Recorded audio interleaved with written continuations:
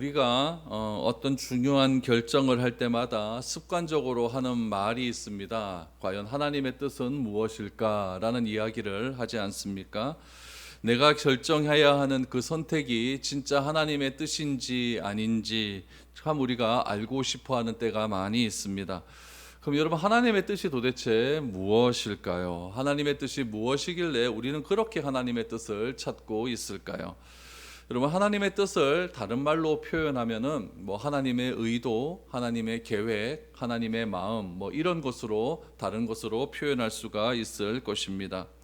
하나님의 뜻이 무엇인지 묻는다고 한다면 하나님이 원하시는 것이 무엇인지, 하나님의 계획은 무엇인지에 관한 질문이라고 생각이 되어집니다.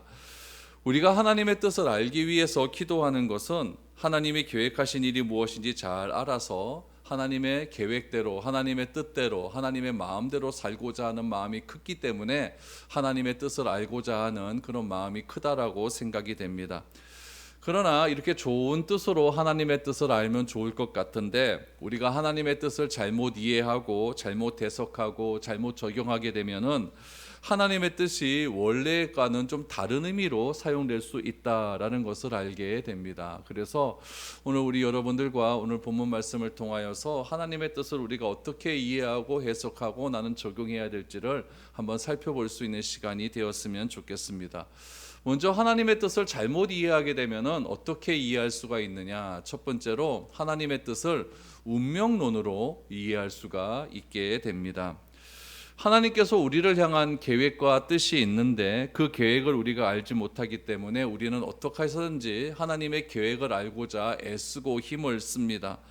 또한 그 길이 참된 길, 또 하나님께서 나를 향한 계획이 참된 계획이라고 생각하기 때문에, 그것이 참된 길이기 때문에 내가 선택하는 것이 아니라, 내 삶을 내가 선택하는 것이 아니라 하나님께서 선택한 계획 속에 나는 굴복할 수밖에 없다라고 하는 생각을 가질 수도 있다라는 이야기입니다. 한 번은 제가 다른 교회에 있을 때에 대학 진학을 앞둔 학생이 저를 한번 찾아온 적이 있었습니다. 피아노 전공하기를 집에서는 굉장히 원한다는 이야기죠. 그런데 자기는 피아노 전공하는 것보다는 사회학을 전공하고 싶다라고 이야기를 합니다. 입시를 앞둔 아이가 부모가 이렇게 원하는 바가 다르게 되면 굉장히 집에서 큰 갈등이 일어날 수밖에 없는 것이죠. 집에서의 뜻은 이랬어요. 피아노 전공 잘해서 하나님의 뜻에 순종하고 또 교회에서 반주도 하고 그러면 얼마나 좋은 일이냐. 그것이 하나님께서 너에게 이렇게 귀한 은사를 준 이유다. 그 계획을 잘 발전시켜서 우리 몇 배의 결실을 남겨낼 수 있는 그런 삶을 살아가자라고 이야기를 했습니다. 부모님의 뜻에 여러분들 잘못된 거 있습니까? 별로 없는 것 같죠? 없는 것 같아요. 그런데 이 아이는 그걸 별로 원하지 않은 거예요. 하나님의 뜻 이걸 원한 거 아니라 자기가 공부하고 싶은 분야가 있는 것이죠. 그래서 결국에는 원서를 어디다 썼냐면은 사회학을 썼어요. 쓰고 합격을 했습니다. 그러다가 얼마 되지 않다가 학교를 가다 그만 교통사고를 났어요. 교통사고를 나서 한 두 달 정도 입원을 했습니다. 입원을 하고 난 다음에 퇴원을 했어요. 아무 이상 없이 퇴원을 했습니다. 퇴원하는데 그로부터 또 몇 주 있다가 머리가 아프기 시작을 하는데 깨질 듯이 아픈 거예요. 깨질 듯이 아픈 거죠. 교통사고의 후유증은 아닌 것 같은데 아무리 약을 먹어도 낫지를 않는 겁니다. 그때 그 학생이 저를 찾아왔어요. 하는 말이 무엇이냐면은, 목사님, 제가 머리가 아픈 거는 하나님의 뜻을 저버렸기 때문인 것 같습니다 라고 이야기를 하는 거죠. 하나님은 저를 피아노 전공하기를 원했는데 제가 사회학을 전공했기 때문에 하나님께서 저를 이렇게 때리시는 것 같습니다 라고 이야기를 하는 것입니다. 그때 여러분 같으면 뭐라고 이야기할 것 같습니까? 저는 그 아이에게, 그 학생에게 뭐라고 얘기하면 절대 아니다 라고 이야기를 했습니다. 제가 알고 있고 제가 믿고 있는 하나님은 어떤 하나님이냐면은, 우리가 미래를 알지 못하고 결정하는 문제에 대해서 책임을 요구하시는 그런 하나님은 아니다라고 저는 알고 있고 믿고 있습니다. 하나님은 우리가 예지 능력이, 우리가 미래를 알 수 있는 능력이 없다는 사실도 알고 계십니다.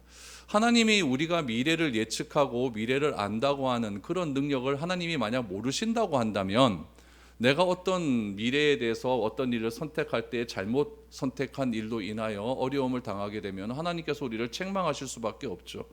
그러나 하나님은 나의 모든 것을 알고 계신다라고 하는 것은 나의 가장 연약한 부분도 알고 계시고 내가 미래에 대해서 무엇인가를 계획하고 선택할 때에 미래의 결과가 어떻게 나올지를 알지 못한다는 것까지 알고 계시기 때문에 내가 미래에 대해서 어떤 것들을 선택했을 때 거기 선택에 대해서 어떤 일이 일어난 것에 대해서 하나님께서 우리를 책망하시고 벌하시는 그런 분은 아니다라고 이야기하죠. 그래서 하나님은 내가 전공을 바꾸었다고 해서 머리를 아프게 하시는 그런 쪼잔한 하나님은 아니다라고 이야기를 했습니다.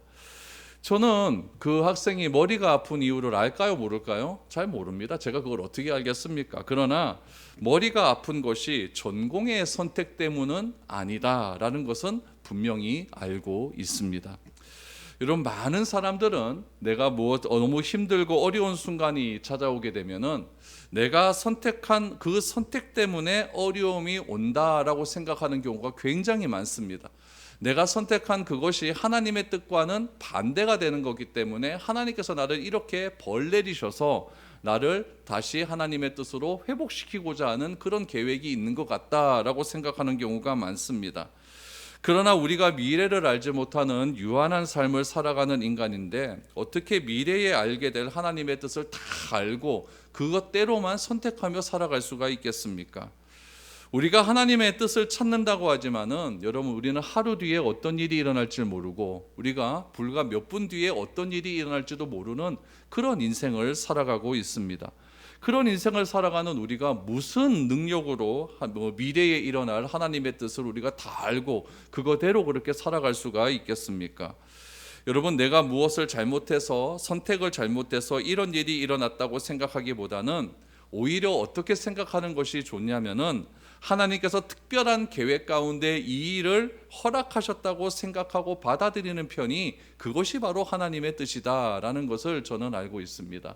그래서 우리가 잘못 생각하게 되면은 이 하나님의 뜻을 운명론적으로 생각해서 하나님께서 나에 대한 모든 계획을 다 가지고 계시기 때문에 내가 그 운명대로 살아가야만 내가 온전한 삶을 살아갈 수 있다라고 하나님의 뜻을 오해할 수가 있습니다.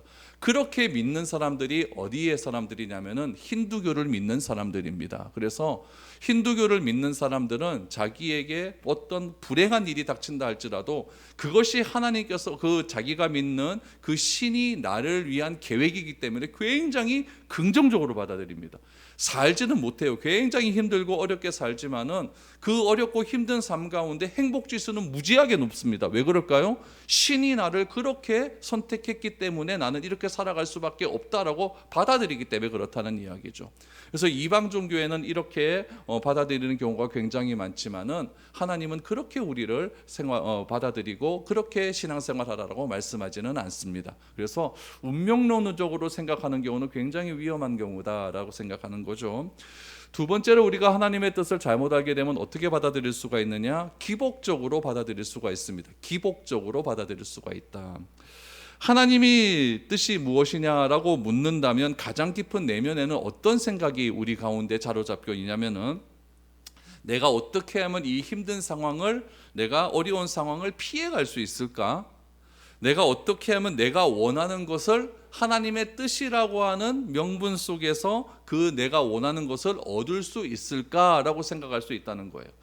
제가 며칠 전에 어떤 목사님하고 대화를 하면서 그 목사님이 저한테 이렇게 이야기하는 거예요. 목사님 동네 근처에 있는 사람이 우리 교회에 나옵니다. 이러는 거예요. 그래서 왜 남의 동네 사람 뺏어가는 우리 동네 교회를 알겠어요. 그랬더니 그 목사님이 뭐라고 얘기하냐면은 그 목사님 그 집사님이 가게를 하나 차릴 거래요. 어디냐면 저 하원고등학교 옆에 그 골목길인데 거기 지금 그 가게를 안 차린 것 같아요. 제 말 듣고 안 차렸는지 하여튼 거기 통닭집이 하나 있었는데 미용실로 바뀌었더라고요. 근데 거기서 통닭집을 할 것인지 아니면 교회 가까이서 통닭집을 할 것인지 목사님 선택해 주세요라고 얘기했어요. 그러니까 목사님은 왜 생각합니까? 이렇게 하는 거예요. 그래서 제가 절대 그런 선택하지 말아라 얘기했어요. 까딱 잘못하면은 목사님이 독박습니다. 그 사람이 목사님한테 묻는 질문의 요지는 무엇이겠습니까? 어디 가서 장사하면 잘 될까요? 요게. 그래서 목사님한테 물을 때는 뭐가 하나님의 뜻일까요? 이렇게 묻는 겁니다. 그러다가 괜히 목사님이 저기가 좋을 것 같다고 했다가 장사 잘못되면 이거 다 목사님 때문이라 그러고 교회 나갈 가능성이 굉장히 많습니다. 그러니까 절대 그렇게 말하지 마십시오. 우리가 하나님의 뜻이라고 물으면서 이렇게 마음을 가질 수가 있다라는 거죠. 내가 마음속에 원하는 것을 내가 좀 하나님의 말씀을 빙자해서 내가 좀 이루고자 하는 그런 기복적인 마음들이 굉장히 많이 있다라고 하는 이야기죠. 연약한 우리의 관점에서 보면 충분히 그럴 수가 있죠. 하나님의 뜻을 다 알지 못한다고 할지라도 한 20%, 한 30%만 안다고 한다면은 조금이라도 알면 내가 다가올 그 미래의 일에 대해서 대비할 수도 있고 어려운 상황을 피할 수도 있고 또 돈을 좀 벌 수도 있고 뭐 이런 것 아니겠습니까? 그래서 우리 주에게 주어진 열악한 환경과 상황 속에서 기복적으로 구하는 것은 어쩔 수 없는 것 같다라고 생각이 들 때도 있습니다. 그러나 우리가 기도해서 하나님의 뜻을 미리 알게 되어 나에게 주어진 어려운 상황을 극복하고 쉽고 편한 길만을 가는 것이 진짜 하나님의 뜻일까? 라고 물어보았을 때 거기에서는 여러분 그것은 진짜 하나님의 뜻은 아닌 것 같다라는 생각이 저는 들고 있습니다. 그런 의미에서 하나님의 뜻이 무엇인가를 우리가 생각할 때에 저는 오늘 본문의 말씀을 통해서 하나님의 뜻이 무엇인가를 여러분들과 한번 진지하게 고민을 해보았으면 좋겠습니다. 오늘 본문 말씀은 모세가 가나안에 들어가기 직전에 모압 땅에서 이스라엘과 세운 언약의 말씀을 오늘 우리에게 말하고 있습니다. 모세는 이 언약을 통해서 가나안에 들어가거든 딱 두 가지를 기억하라고 합니다. 첫 번째는 하지 말아야 될 것, 두 번째는 해야 될 것. 그 두 가지만 잘 기억하면은 너희들은 조상들에게 약속하신 그 땅에서 대대손손 잘 살게 될 것이다. 하나님의 은혜를 누리며 살아가게 될 것이다 라고 말을 합니다. 그런데 그 언약, 하나님께서 이스라엘 백성들과 맺은 그 언약의 핵심이 무엇이냐? 오늘 본문 29장 9절 말씀을 보시면 29장 9절 말씀에 보면은 이렇게 나와 있어요. 그런즉 너희는 이 언약의 말씀을 지켜 행하라. 그리하면 너희가 하는 모든 일이 형통하리라 라고 말씀하고 있는 거죠. 지켜 행하면 형통할 것이다. 이것이 언약의 핵심이라는 이야기예요. 그러니까 언약의 말씀 중에는 무엇이 있느냐? 형통함이 있어요. 그런데 오늘 우리가 읽은 본문의 말씀은 언약의 말씀 중에 또 하나의 말씀인데 그것은 무엇이냐면은 저주에 관련된 말씀도 있다라는 이야기예요. 우리 22절 이하 오늘 본문 말씀을 다시 한번 보겠습니다. 너희 뒤에 일어나는 너희의 자손과 멀리서 오는 객이 그 땅의 재앙과 여호와께서 그 땅에 유행시키시는 질병을 보며 그 온 땅이 유황이 되며 소금이 되며 또 불에 타서 심지도 못하며 결실함도 없으며 거기에는 아무 풀도 나지 아니함이 옛적에 여호와께서 진노와 격분으로 멸하신 소돔과 고모라와 아드마와 스보임의 무너짐과 같음을 보고 물을 것이요 여러 나라 사람들도 묻기를 여호와께서 어찌하여 이 땅에 이같이 행하셨느냐 이같이 크고 맹렬하게 노하심은 무슨 뜻이냐 하면 이라고 얘기했어요. 그러니까 이스라엘 민족 가운데 소돔과 고모라를 멸할 때와 같은 그런 일들이 일어날 수도 있다는 이야기죠. 그럼 그런 일이 일어나게 되면 주변의 많은 사람들이 왜 택하신 민족에게 이런 일을 행하셨느냐, 하나님의 뜻이 무엇이냐라고 이게 묻는다라고 할 수가 있는 것이죠. 우리도 그렇지 않습니까? 우리도 하나님 잘 믿고 예수 잘 믿으면 잘 살아야 될 것 같은데 다 잘 삽니까? 그렇진 않잖아요. 어려움도 겪고 고난도 겪고 힘든 일도 겪습니다. 그럼 믿지 않는 자녀들이나 믿지 않는 주변의 친구들이 너 하나님 믿으면서 왜 그러느냐, 하나님 믿으면 잘 먹고 잘 살아야지, 그게 하나님의 뜻이냐, 뭐 이렇게 물을 때가 있다는 것 아니겠습니까? 오늘 본문의 말씀이 그렇게 이야기하죠.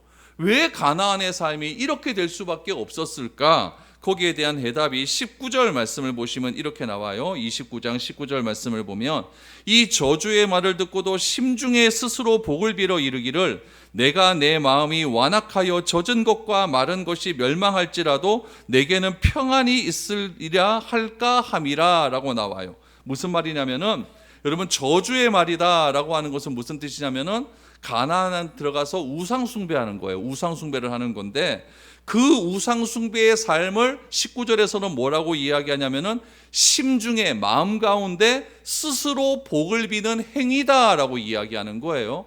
여러분 복의 근원은 하나님이십니다. 그러니까 하나님으로부터 복이 흘러나와서 우리에게 넘쳐나야 되는데 그 복을 어떻게 받느냐? 내가 내 마음대로 간절히 빈다는 이야기예요. 비나이다 비나이다 이렇게 하는 식으로 간절히 빈다는 이야기죠. 그런 마음으로, 정성을 다하는 마음으로 빌어서 복을 얻기를 원하는 마음이 있다는 이야기죠. 그 결과가 어떠하느냐? 젖은 것과 마른 것이 멸한다 할지라도, 젖은 것과 마른 것은 무엇이냐면은 세상에 일어나는 모든 일들입니다. 세상에 일어나는 좋은 것과 나쁜 것들이 다 망한다 할지라도 나만 복을 받기를 원해서 내 마음속으로 복을 비는 행위들이 있다라는 이야기예요. 하나님, 저 사람은 망해도 좋습니다. 아무리 뭐 이 나라에 무슨 재앙이 와갖고 이 나라에 질병이 와갖고 엉망진창이 된다 할지라도 하나님, 우리 집 식구만은 살려주십시오. 이런 식의 말이죠. 이런 식의 말을 한다는 이야기죠. 그래서 마음에 스스로 복을 빌어서 이렇게 나만 잘 살기를 원한다라고 하는 그런 행위를 하나님께서는 절대로 용서하지 않겠다라고 말씀하시는 거예요. 그러므로 하나님께서는 우상 숭배와 관련해서 이스라엘 백성들에게 강력한 메시지를 한 거예요. 절대로 뭘 하지 말아라? 우상 숭배는 하지 말아라. 우상 숭배의 핵심은 무엇입니까? 내가 심중에 빌어서 복을 얻기를 원하는 마음, 이것이 우상 숭배다라고 말씀을 해주는 거죠. 어려움을 당하는 이스라엘 백성들을 주변의 사람들이 보면서 사람들은 하나님께서 택하신 민족을 왜 어려움을 당하는가, 왜 어려움을 주는가, 그 뜻을 묻게 되는 것이죠. 그에 대한 해답이 무엇입니까? 25절 26절에 보니까 뜻이 무엇인가 물었더니 25절에 그때 사람들이 대답하기를 그 무리가 자기 조상의 하나님 여호와께서 그들의 조상을 애굽에서 인도하시 내실 때에 더불어 세우신 언약을 버리고 가서 자기들이 알지도 못하고 여호와께서 그들에게 주시지도 아니한 다른 신들을 따라가서 그들을 섬기고 절한 까닭이다 라고 말합니다. 뭐예요? 우상 숭배예요. 그들을 섬기고 절하면서 내 마음속에 스스로 복을 빌었다라는 이야기입니다. 이스라엘이 자기 조상 때부터 섬겨온 언약의 하나님, 그 언약의 하나님은 이스라엘을 구원하셨고 그들과 언약을 맺으신 하나님입니다. 그런데 그 언약의 하나님을 버리고 자기들이 알지도 못하며 자기들이 아무런 혜택도 베풀지 않은 생소한 신을 찾아가서 섬긴 것은 너무나 큰 배신임을 강조하고 있는 것이죠. 이런 행동은 하나님의 은혜를 잊어버린 행동이고 적극적으로 우상을 숭배한 행동이기 때문에 하나님의 진노가 앞에서 일어났던 22절에 일어났던 그 진노가 그렇게 임할 수밖에 없다라고 말씀을 하는 거죠. 그러면서 27절 28절에서 이렇게 말을 합니다. 이러므로 여호와께서 이 땅에 진노하사 이 책에 기록된 모든 저주대로 재앙을 내리시고 여호와께서 또 진노와 격분과 크게 통한하심으로 그들을 이 땅에서 뽑아내사 다른 나라에 내 던지심이 오늘과 같다 하니라 라고 말합니다. 하나님의 언약을 파괴한 백성들에 대한 징계는 가혹할 정도로 무서웠다는 이야기죠. 내 백성을 다른 민족에게 내 던져버리기까지 그렇게 행하실 것이다 라고 이야기를 합니다. 그럼 여러분, 오늘 이 말씀을 가지고 이 하나님의 뜻을 어떻게 적용할 수 있을까요? 저는 이 적용의 부분들이 바로 오늘 본문의 핵심이라고 생각이 됩니다. 하나님의 뜻을 어떻게 적용할 수가 있을까? 여러분, 29절에 그 해답이 나오고 있습니다. 우리 29절 말씀을 한번 보죠. 감추어진 일은 우리 하나님 여호와께 속하였거니와 나타난 일은 영원히 우리와 우리 자손에게 속하였나니 이는 우리에게 이 율법의 모든 말씀을 행하게 하심이니라 라고 말합니다. 하나님의 뜻을 적용할 수 있는 첫 번째 방법, 나타난 것과 감추어진 일이 무엇인지 분명히 아는 겁니다. 나타난 것과 감추어진 것이 무엇인지 아는 것. 여러분, 감추어진 것은 오늘 29절 말씀에 보니까 뭐라고 나와 있냐면은 하나님께 속했다. 감추어진 것은, 우리가 모르는 것은, 숨겨진 것은 누구에게? 하나님께 속해진 것이고, 나타난 것, 드러난 것, 내 눈에 보이는 것, 내가 이해한 것은 누구에게 속했다? 우리에게, 나에게 속했다라고 말을 합니다. 오늘 본문의 상황으로 본다면은 그것을 어떻게 바라볼 수가 있냐면은 감추어진 것은 무엇일까요? 이스라엘이 우상 숭배하면은 큰 징벌을 받는다. 그건 일어난 일이 아니니까. 일단은 이 본문에만 나타난 거고 일어난 일이 아니고 하나님께서 말씀하신 거니까 또 행해지지 않은 거니까 감추어진 것은 무엇이냐면은 우상 숭배하면 다른 나라에 내던지게 된다는 것과 약속을 지키면 형통해질 것이다 라고 하는 미래의 일입니다. 요거는 우리가 아직 경험하지 않은 일이죠, 이 사람들이. 그러니까 감추어진 것은 누구에게 속했다? 하나님께 속한 거예요. 나타난 일은 무엇입니까? 현실 속에서 맺은 언약입니다. 하나님이 모세를 통해서 이스라엘과 맺은 언약은 현재의 삶 속에서 직접적으로 걔네들이 경험한 일 아닙니까? 요거는 분명하게 드러나고 나타난 일이다라는 이야기예요. 요것이 오늘 본문에 나타난 감추어진 것과 나타난 것의 핵심입니다. 그렇다면 이것을 오늘 우리에게 어떻게 적용할 수 있을까요? 이게 더 중요한 것 아니겠습니까? 먼저 나에게 나타난 것, 나에게 드러난 것은 과연 무엇일까? 나에게 드러난 것 무엇일까요? 하나님과 이스라엘 백성들이 맺은 언약이라고 했으니까 그것은 성경 말씀입니다. 성경 말씀은 나에게 드러난 것이죠. 나에게 드러난 것. 나에게 나타난 것이 우리 안에 있다라고 하는 의미는 무엇이냐면은 이미 우리에게 이루어졌다라고 하는 일이에요. 이런 거죠. 저는 미래로 교회 담임 목사 아닙니까? 담임 목사예요. 제가 미래로 교회 담임 목사라고 한다면 왜 나를 미래로 교회 담임 목사가 되게 하셨을까를 고민하기보다는 무엇에 집중하느냐? 드러난 것에 집중하라는 이야기죠. 내가 미래로 교회 담임 목사로서 오늘 내가 어떠한 삶을 살아야 되고 오늘 5월 마지막 주일 설교 때 어떤 설교를 준비하고 여러분들에게 전달해야 여러분들이 그 말씀을 듣고 행할 수 있을까? 여기에 더 집중하는 것이 나타난 것 아니겠습니까? 여러분, 나타난 일은 내 안에서 이루어지는 일이기 때문에 그렇다는 이야기예요. 무엇인가 여러분, 계획대로 되지 않고 하나님께서 미래로 교회 담임 목사가 되게 하셨는지, 그러니까 내가 계획한 것이 있는데 그것이 잘 되지가 않아요. 그러면 우리가 그 생각하죠. 왜 하나님께서 나를 이 미래로 교회를 보내주셔서 이렇게 나를 어렵게 만들까? 이런 생각할 수 있을 것 아닙니까? 이런 것이 하나님의 뜻일까? 이렇게 생각하지 말고 나타난 것에 집중하라는 이야기예요. 비록 이런 상황이 온다 할지라도 이 상황 속에서 내가 나타난 것 속에서 그 나타난 것은 나에게 속한 일이기 때문에 나타난 것 속에서 내가 무엇을 하는 것이 하나님의 뜻일까를 고민하는 것이 진짜 하나님의 뜻을 찾아가는 방법이다라는 이야기죠. 그래서 하나님의 뜻을 찾는 질문이며 그 뜻은 하나님이 원하시는 일이고 나에게 속한 일이라는 것을 내가 인정하는 겁니다. 현재 나에게 나타난 환경 속에서 하나님의 뜻을 기도하며 성경을 읽으면서 고민하고 실행하는 것이 여러분 나에게 나타난 하나님의 뜻인 것이지, 왜 나를 이런 데 보내셔서 나를 이렇게 사용밖에 못하실까? 이렇게 한 것은 전혀 의미가 없고 하나님의 뜻이 아니라는 얘기예요. 왜냐하면 그것은 하나님께 속한 것이고 나는 모르는 일이기 때문에 그렇다는 이야기예요. 그러니까 우리는 무엇에 집중해야 되느냐? 나에게 속한 것에 집중하면 되는 거예요. 내 안에 있는 것에 집중하면 돼요. 그게 뭐예요? 내 눈에 보이는 거예요. 내 눈에 처해진 상황이에요. 어떤 사람은 여러분 그래요.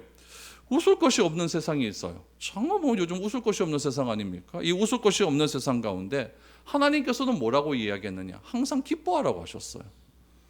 또 기도에도 응답이 잘 되지 않는 그런 우리의 신앙 가운데 하나님은 무엇이라고 하셨습니까? 쉬지 말고 기도해라 라고 말했어요. 어렵고 힘든 상황 가운데 하나님은 뭐라고 말씀하십니까? 범사에 감사하라 라고 하지 않습니까?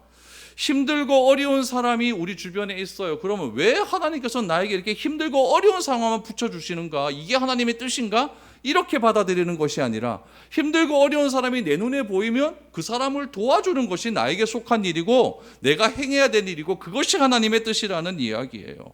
교회가 하나님의 교회가 어떻게 해야 되는가? 왜 교회가 이렇게 손가락질 받는가? 이런 것에 자꾸 집중하기보다는 이 교회가 이곳에 세워졌으면은 이 교회를 통해서 정의와 공의를 어떻게 우리가 고민하며 실현해낼 수 있을까? 여러분, 이것이 하나님의 뜻이고 이것이 나타난 일 아니겠습니까? 그러므로 여러분, 우리가 자꾸 기복적으로 운명론적으로 미래의 어떤 계획을 미리 알려고 하는 것은 금해야 됩니다. 그건 하나님이 기뻐하시는 하나님의 뜻이 아니에요. 그것은 여러분 나중에 해결해야 될 문제고, 진짜 하나님의 뜻은 무엇이냐면은 오늘 처해진 이 상황 가운데서 내가 무엇을 행하는 것이 하나님이 기뻐하시는 일일까? 거기에 집중하면 된다는 이야기예요.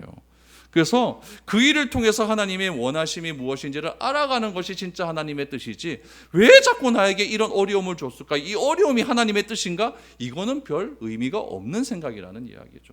이것이 나타난 것은 우리에게 속했다라고 하는 것의 의미입니다. 그러면 여러분, 감추어진 것은 누구에게 속했다고요? 하나님께 속했대요. 이건 무슨 뜻일까요? 여러분, 우리는 내일에 어떤 일이 일어날지도 모르고 1시간 뒤에 무슨 일이 일어날지도 모릅니다. 하나님의 뜻을 구하며 산다고 하는 말의 의미가, 여러분 성경에 보면 때때로 보면 이렇게 말할 때가 있어요.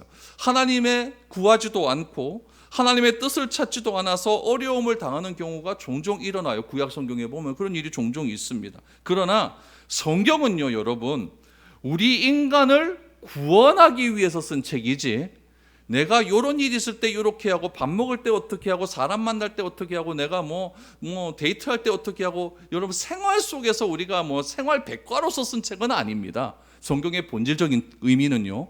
그러니까 그렇게 또 세분적으로 들어가서 우리가 적용하면 그런 것도 말할 수가 있겠지만은, 성경의 진짜 본질적인 의미는 어디에 있느냐? 구원에 있는 거예요. 그 구원의 비밀을 하나님께서 어떻게 놓으셨어요? 감추어 놓으신 것 아닙니까?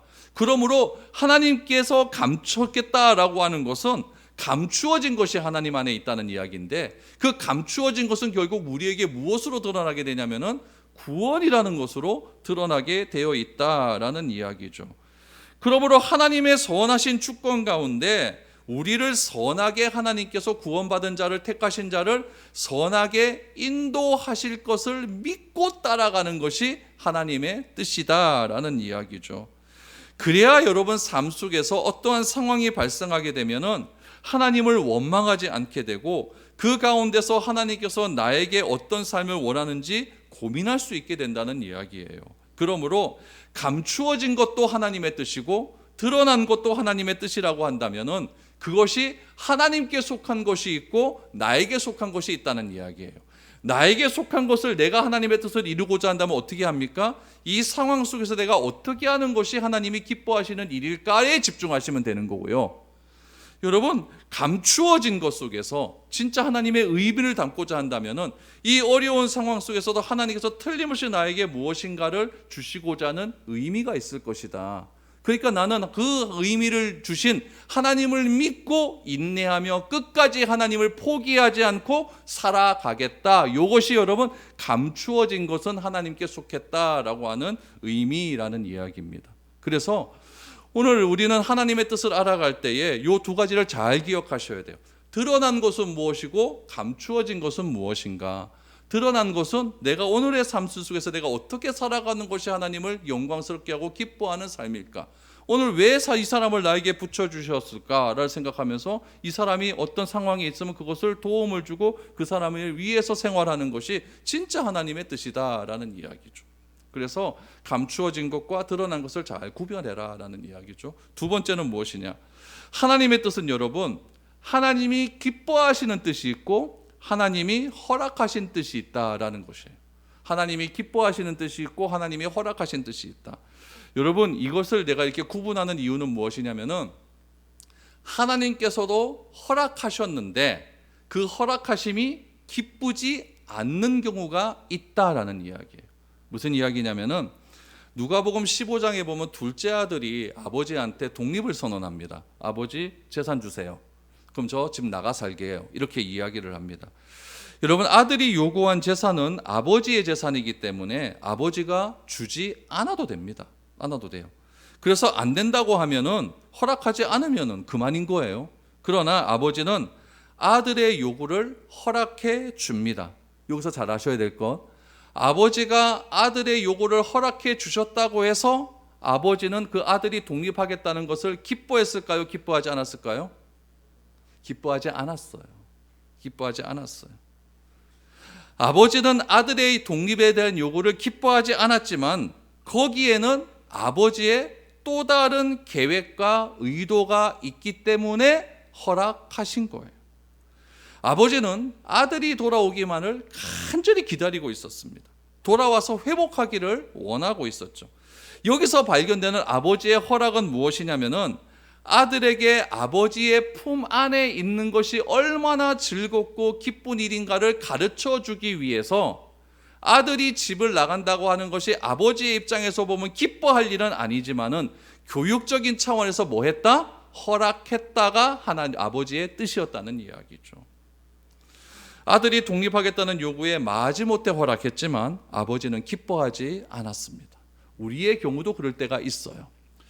하나님은 아브라함과 맺은 언약이 있기 때문에 야곱의 70명의 아들을 애굽에 먼저 넣으셨어요. 그런데 하나님은 그 전에 요셉의 형들에 의해서 애굽 상인에게 요셉이 팔려가는 것을 뭐 하셨다? 허락하셨어요. 요셉이 애굽에 가서 몇 년을 고생했느냐? 13년을 고생합니다. 죽을 고생을 해요. 13년이라는 시간 동안 요셉은 고난과 고통 속에서 하루하루를 살아갑니다. 요셉이 받은 고난이 하나님의 뜻이었다고 한다면 요셉의 고난은 하나님의 계획 가운데 있다 없다? 있다는 이야기예요. 그러면은 요셉의 고난이 하나님의 계획과 하나님의 뜻 가운데 있었다고 한다면 하나님은 요셉의 고난을 보시고 기뻐했을까요? 어떻게 했을까요? 슬퍼했어요. 훗날 요셉이 애굽의 총리가 됩니다. 총리가 되어서 가나안에 살던 요셉의 팔았던 형들이 요셉 앞에 옵니다. 와서 요셉의 형들이 요셉이 자기가 예전에 팔았던 그 동생인 줄 알고 불안에 떨기 시작합니다. 그때 요셉의 형들에게 오늘의 이 상황을 어떻게 정리하느냐? 창세기 45장 7절에서 8절 말씀을 보시죠. 하나님이 큰 구원으로 당신들의 생명을 보존하고 당신들의 후손을 세상에 두시려고 나를 당신들보다 먼저 보내셨나니, 요거는 허락입니다. 하나님의. 그런즉 나를 이리로 보내신 이는 당신들이 아니요 하나님이시라. 하나님의 허락 때문에 왔다는 이야기죠. 하나님이 나를 바로에게 아버지로 삼으시고 그 온 집의 주로 삼으시며 애굽 온 땅의 통치자로 삼으셨나이다 라고 말합니다. 그럼 여러분 요거 자세히 보세요. 요셉이 받는 고난은 요셉이 총리가 되는 개인의 영광과 명예를 위한 고난이었습니까? 아니면 다른 백성을 구원하기 위한 고난이었습니까? 다른 백성을 구원하기 위한 고난이었다는 이야기. 큰 민족을 이루어 구원을 이루기 위한 타인을 위한 고난 때문에 하나님은 요셉의 고난을 허락하셨어요. 그러나 요셉이 당하는 고난을 보고 하나님은 절대 기뻐하지는 않았을 겁니다. 우리는 고난의 의미를 알지를 못합니다. 어떤 경우는 고난을 통해서 나의 인격과 성품과 믿음이 자라나는 기회가 되기도 합니다. 그러나 이거는 뒤에 된 일이죠. 감추어진 일이고, 진짜 고난 속에 있는 그 현실은요, 죽도록 힘듭니다. 죽도록 힘들어요. 어떤 경우는요, 고난이 징계일 수도 있어요. 내가 무엇인가 잘못했기 때문에 나에게 오는 징계일 수도 있습니다. 어떤 경우는 요셉의 경우처럼 나의 고난이 누군가의 유익 때문에 일어나는 고난일 수도 있습니다. 예수님께서 십자가에 매달려서 하나님 왜 나를 버리셨습니까? 라고 이렇게 절규적으로 외칠 때에 하나님께서는 예수님의 십자가의 지심을 허락하셨어요? 허락 안 하셨어요? 허락하셨어요. 그 허락하셨으면 기뻐해야 될 것 같은데 예수님의 십자가의 그 고난에 막 허덕이는 것을 보고 하나님이 하늘에서 기뻐했을까요? 뭐 했을까요? 슬퍼했어요. 절대 기뻐하지 않았습니다. 하나님께서는 고난을 기뻐하신 것이 아니라 예수님께서 고난당하심을 통하여서 하나님의 백성을 구원하시고 인간을 구원하시는 길이 열렸다는 그 사실에 기뻐하신 겁니다. 결국 우리가 하나님의 뜻을 찾으면서 하나님의 선하심을 믿고 의지하고 신뢰하는 것은 이래서 중요하다는 이야기예요. 왜냐하면 내가 당하는 어려움의 이유는요, 아무도 알지 못합니다. 그래서 고난의 이유를 하나님의 뜻이라고 말하면서 하나님께서 기뻐하시는 일이라고 착각해서는 절대 안 되는 거예요.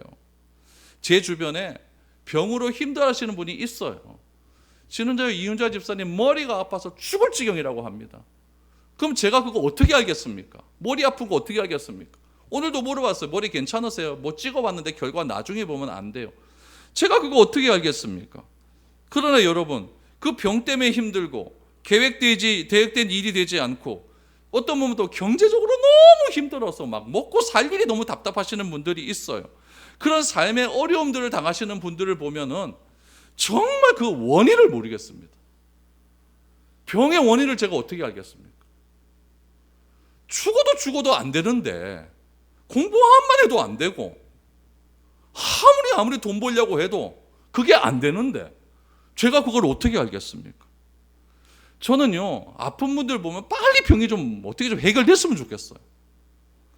힘든 일들이 계속해서 반복되는 분들을 봤으면은 힘든 일이 좀 어떻게 해서는 해결됐으면 좋겠어요. 그런 생각이 간절하다는 거죠. 저는 그분들이 당하신 고난의 의미 잘 모르겠습니다. 그러나 만약입니다.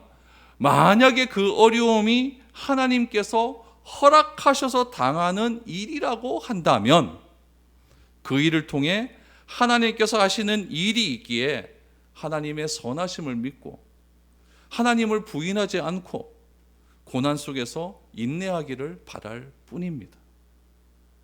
더 이상은 제가 해드릴 게 없어요.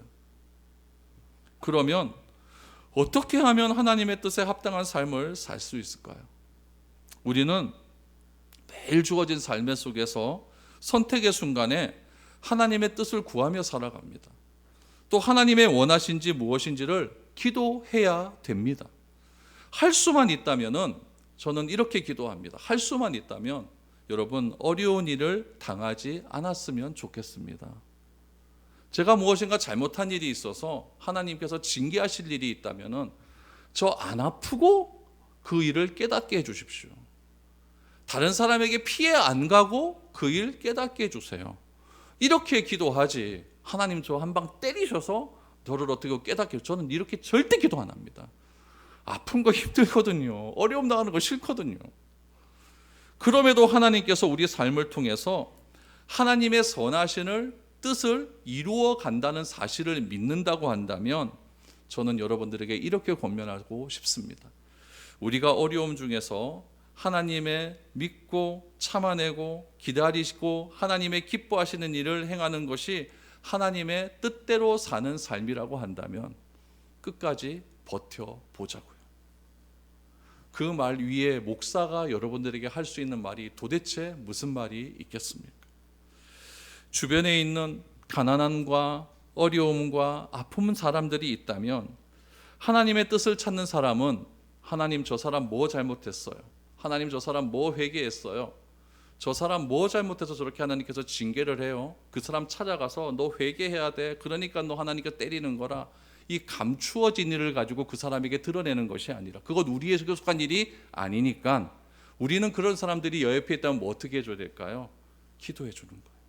손잡아 주는 거예요. 한번 안아주는 거예요. 나도 같이 아프다.